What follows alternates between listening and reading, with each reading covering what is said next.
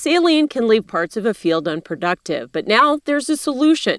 An Arizona-based company is taking technology developed for golf courses and using it to take salts out of the soil. Here's more on how calcine improves the soil.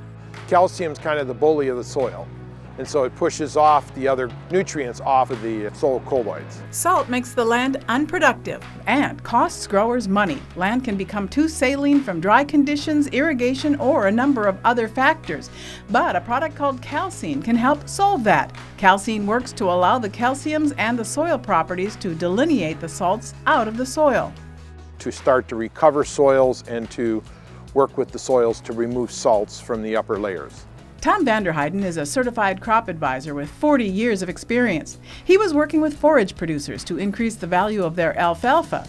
One of the problems was the salts being taken up by the forages. They needed to find a way to reduce that, to make it more digestible. A few years ago, he learned about calcine. It's sprayed on land that has been left unproductive by high salt levels. We've taken areas that haven't produced a crop in almost 20 years and starting to actually get crops to grow back in those areas. We've got a number of areas where in the last 3 years, since 2017, to where we've taken fields from no production to basically full production today.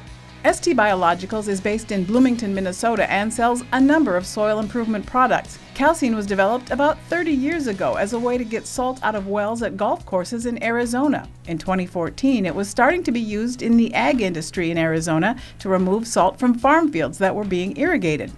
3 years later, it was brought to the Dakotas and northwest Minnesota for the same purpose. Calcine can be used for all unproductive soils, whether sodic or saline. It'll work in both areas. We just have to change some processes that we work with from there. We use more beet lime in this market on the sodic soils than we do on the saline soils. Vanderheiden says the costs vary, but he says growers can start to see a return on investment in their first crop year, not to mention a significant increase in the value of restoring unproductive land. Now all of a sudden that value of that land is increased back up to almost a couple $1,000s or more an acre. Gary Wagner farms in northwest Minnesota. His soil varies from heavy clay to sandy soil, and he's noticed the salts have gotten worse over the past 10 years. Our experience is normally along roadsides, whether it be highway, putting salt on highways and that getting up in the fields, or satellite imagery. We looked at it, you can see exactly where the calcine was, and we have more growth in those areas. Wagner says so far he's impressed with calcine's effectiveness. This is our second year now into it, and we're becoming a believer.